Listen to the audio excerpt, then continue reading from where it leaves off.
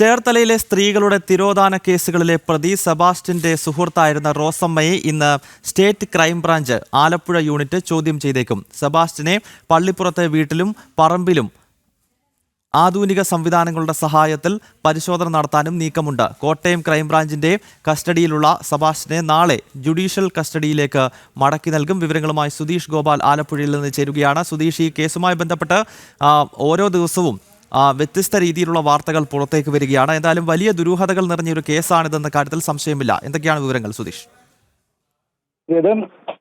4 സ്ത്രീകളുടെ തിരോധാനവുമായി ബന്ധപ്പെട്ടാണ് ആലപ്പുഴയിലെയും കോട്ടയത്തെയും state crime branch യൂണിറ്റുകൾ ഇപ്പോൾ അന്വേഷണം നടത്തുന്നത്. ഇതിൽ ആലപ്പുഴ യൂണിറ്റിന്റെ പരിധിയിലുള്ളത് 3 പേരുടെ കേസാണ്. ഒന്ന് ബിന്ദു പത്മനാഭൻ, അതോടൊപ്പം തന്നെ ഐഷ, മറ്റൊരാൾ സിന്ധു. ഈ 3 പേരും ചേർത്തലയും സമീപ പ്രദേശങ്ങളിലുമുള്ളവരാണ്.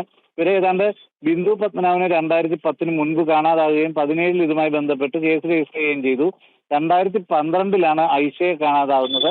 2020 സിന്ധുവിനെയും കാണാതായി. ഇവർക്കൊക്കെ തന്നെയും സെബാസ്റ്റ്യനുമായി ബന്ധമുണ്ടെന്ന് കണ്ടെത്തിയിരുന്നു. ഇതിൽ ഐഷയെ സെബാസ്റ്റ്യന് പരിചയപ്പെടുത്തിയത് റോസമ്മ എന്ന ഒരു സ്ത്രീയാണ്. അവരും സെബാസ്റ്റ്യനുമായിട്ട് സൗഹൃദമുണ്ടായിരുന്നതായി പോലീസ് അന്വേഷണ സംഘത്തിന് വ്യക്തമായിട്ടുണ്ട്. അതിന്റെ പശ്ചാത്തലത്തിലാണ് ഐഷയുടെ തിരോധാനവുമായി ബന്ധപ്പെട്ട് റോസമ്മയെ ചോദ്യം ചെയ്യാൻ ആലോചിക്കുന്നത്.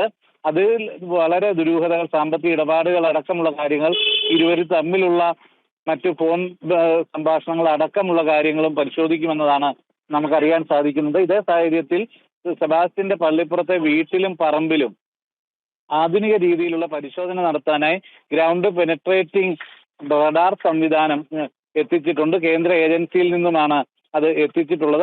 അവരുടെ ഉദ്യോഗസ്ഥരുമായി ഇപ്പോൾ ക്രൈംബ്രാഞ്ച് സംഘം കൂടിയാലോചനകൾ നടത്തുകയാണ്. അതിനുശേഷം ഈ പറമ്പിലും വീട്ടിലും പരിശോധന നടത്താനാണ് ആലപ്പുഴ ക്രൈംബ്രാഞ്ചിന്റെ നീക്കം. ഗൗതം, സുധീഷ്, ഈ സെബാസ്റ്റ്യനുമായി തെളിവെടുപ്പ് ഇപ്പോൾ കോട്ടയത്ത് പുരോഗമിക്കുന്നു എന്ന് മനസ്സിലാക്കാൻ സാധിക്കുന്നു. കഴിഞ്ഞ ദിവസം ആലപ്പുഴയുടെ പല ഭാഗങ്ങളിലും ഇയാളെ എത്തിച്ചുകൊണ്ട് തെളിവെടുപ്പ് നടത്തിയിരുന്നു. ഇതിനുശേഷമാണ് ഇപ്പോൾ കോട്ടയത്തും ഇത്തരം പരിശോധനകൾ നടക്കുന്നത്. അതിന്റെ വിവരങ്ങൾ കൂടി സുധീഷ്. ഗൗതം, 7 ദിവസത്തേക്കാണ് കോട്ടയം ക്രൈംബ്രാഞ്ച് സെബാസ്റ്റ്യനെ കസ്റ്റഡിയിൽ വാങ്ങിയത്. നാളെ തിരികെ കോടതിയിൽ ഹാജരാക്കി ജുഡീഷ്യൽ കസ്റ്റഡിയിലേക്ക് കൈമാറേണ്ടതുണ്ട്. അതിനു മുമ്പ് പരമാവധി തെളിവുകൾ ശേഖരിക്കുക, ചോദ്യം ചെയ്യലിലൂടെയും തെളിവെടുപ്പിലൂടെയും തൊണ്ടി മുതൽ ഈ ജൈനമ്മയുടെ ടെലിഫോൺ അടക്കമുള്ള കാര്യങ്ങൾ കണ്ടെത്തേണ്ടതുണ്ട്. അതുമായി ബന്ധപ്പെട്ട തെളിവെടുപ്പുകൾ പുരോഗമിക്കുകയാണ്. ഈ തെളിവെടുപ്പ് കഴിഞ്ഞ ദിവസം ആലപ്പുഴയിൽ നടത്തിയിരുന്നു. ആലപ്പുഴ പള്ളിപ്പുറത്തെ വീട്ടിലെത്തിച്ചാണ് തെളിവെടുപ്പ് നടത്തിയത്. അന്ന് നേരത്തെ ശരീരാവശിഷ്ടങ്ങൾ കണ്ടെത്തിയതിന് സമീപത്ത് നടത്തിയ മണ്ണുമാന്ത്രി യന്ത്രം ഉപയോഗിച്ച് നടത്തിയ പരിശോധനയിൽ കുറച്ച് അസ്ഥികഷ്ണങ്ങൾ കൂടി കിട്ടിയിരുന്നു.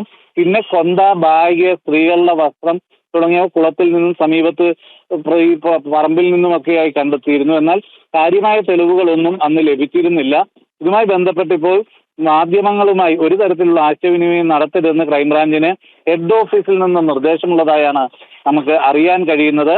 അതുകൊണ്ട് തന്നെ ഇവർ എന്തൊക്കെ കണ്ടെത്തുന്നു എന്നത് സംബന്ധിച്ച് വിവരങ്ങൾ പുറത്തുവിടുന്നില്ല. എന്നാൽ കാര്യമായി ഒന്നും തന്നെയും ഈ കേസിൽ ഒരു കൊലപാതകം സ്ഥിരീകരിക്കത്തക്ക രീതിയിൽ, ഇല്ലെങ്കിൽ കൊലപാതക കേസിൽ സെബാസ്റ്റ്യന് ബന്ധമുണ്ടെന്ന് സ്ഥിരീകരിക്കത്തക്ക രീതിയിലുള്ള തെളിവുകൾ ഒന്നും തന്നെ ഇതുവരെയും ശേഖരിക്കാൻ കഴിഞ്ഞിട്ടില്ല എന്നാണ് മനസ്സിലാക്കാൻ കഴിയുന്നത്. ഇന്നും തെളിവെടുപ്പ് തുടരുകയാണ്. ചേർത്തലയിൽ സ്ത്രീകളുടെ തിരോധാനവുമായി ബന്ധപ്പെട്ട് പ്രതി സെബാസ്റ്റ്യനുമായി ഇപ്പോൾ കോട്ടയത്ത് തെളിവെടുപ്പ് പുരോഗമിക്കുകയാണ്. ഒപ്പം ഇയാളുടെ സുഹൃത്തിനെയും ചോദ്യം ചെയ്യുന്നതിനെ പറ്റിയാണ് ഇപ്പോൾ ക്രൈംബ്രാഞ്ച് ആലോചിക്കുന്നത്. വിവരങ്ങൾ ആലപ്പുഴയിൽ നൽകിയത് സുധീഷ് ഗോപാലാണ്.